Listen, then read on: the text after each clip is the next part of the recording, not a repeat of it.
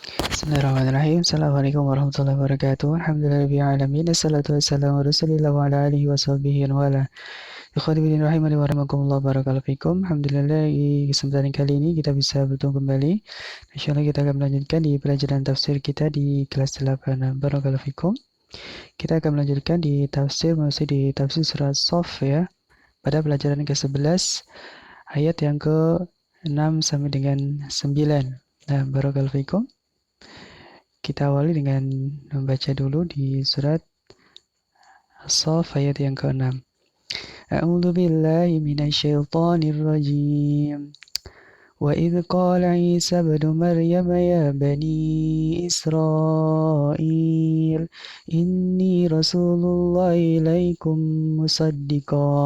مصدقا لما بين يدي من التوراة ومبشرا برسول يأتي من بعد اسمه أحمد فلما جاءهم بالبينات قالوا هذا سحر مبين.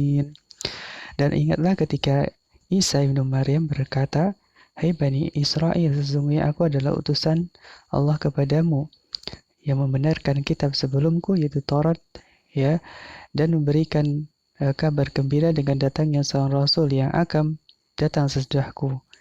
Ya, ini adalah Nabi Muhammad SAW, ya, yang namanya adalah Ahmad. Maka tak kala ya Rasul itu datang kepada mereka ya dengan membawa bukti-bukti yang nyata, mereka berkata ini adalah sihir yang nyata. Nah, jadi ini adalah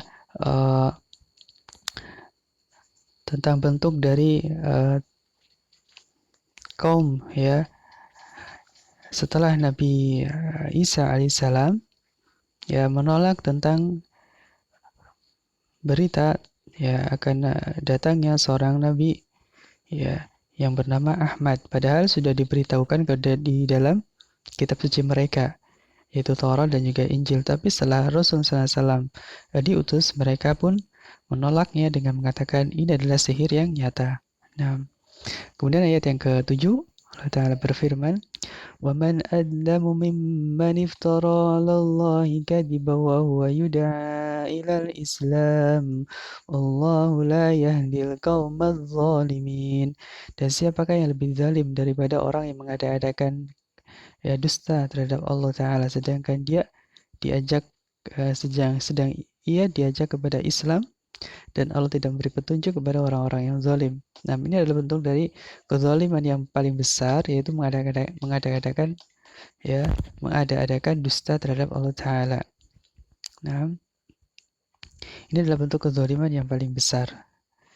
Kemudian ayat yang ke-8, Allah Ta'ala berfirman, yuriduna liyutfi'u nurallahi biafwahihim wallahu mutimmu nurihi walau karihal kafirun.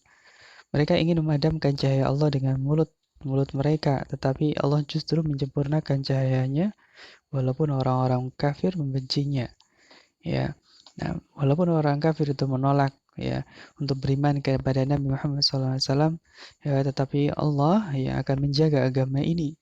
Ya. Nah, kemudian ayat yang ke-9, Huwallazi arsala rasulahu bil huda wa dinil haqq liyudhhirahu 'alad dini kullih walau karihal musyrikun.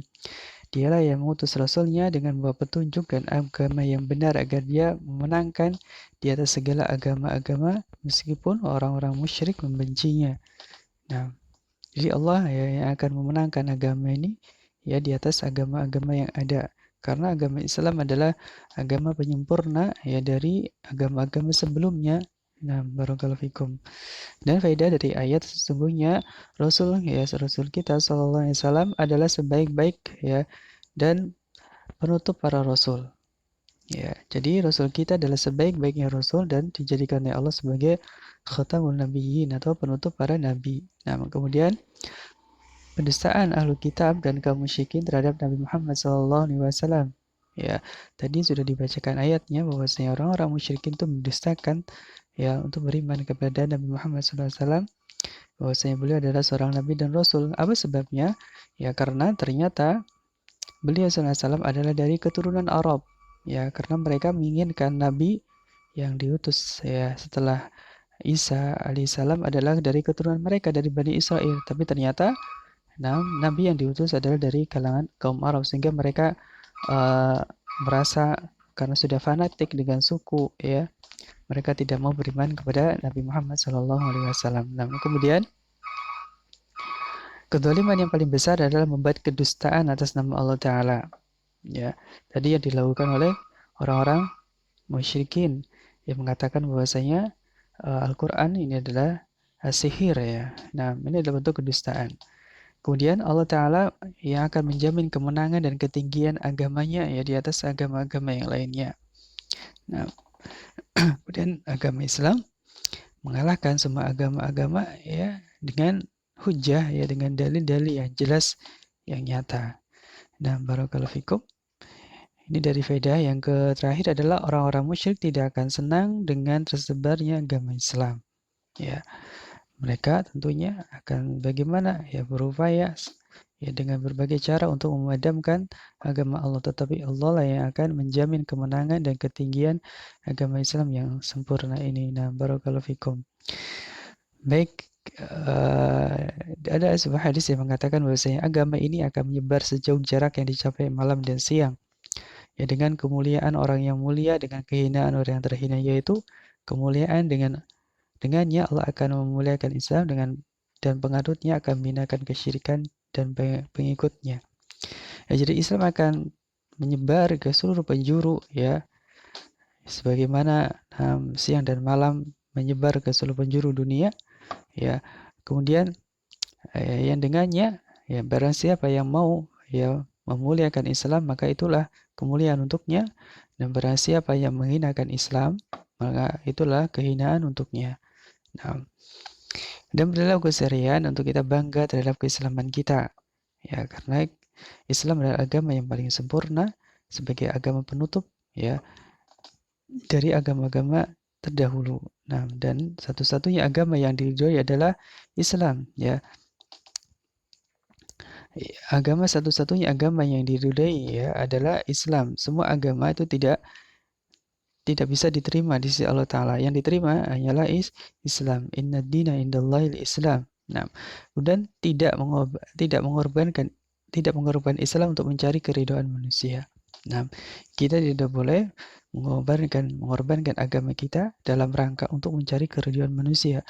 Karena keridhaan manusia adalah sesuatu yang sangat sulit untuk dicapai. Nah, karena yang harusnya kita cari adalah keridhaan dari Allah Subhanahu wa Ta'ala. Nah, barakallahu fikum, ini saya Jul dari pelajaran tafsir kali ini. Mudah-mudahan bisa dipahami dan bisa bermanfaat untuk kita semuanya. Ya, jadi intinya untuk kita selalu ya menjaga keislaman kita dengan baik, dengan terus belajar agama Islam agar Islam kita semakin baik, semakin istiqomah di dalam menjalankan apa yang diperintah dan istiqomah juga dalam meninggalkan apa yang dilarang oleh Allah Subhanahu wa Ta'ala. Naam, subhanakallahumma bihamdika asyhadu an la ilaha illa anta astaghfiruka wa atubu ilaik. Assalamualaikum warahmatullahi wabarakatuh.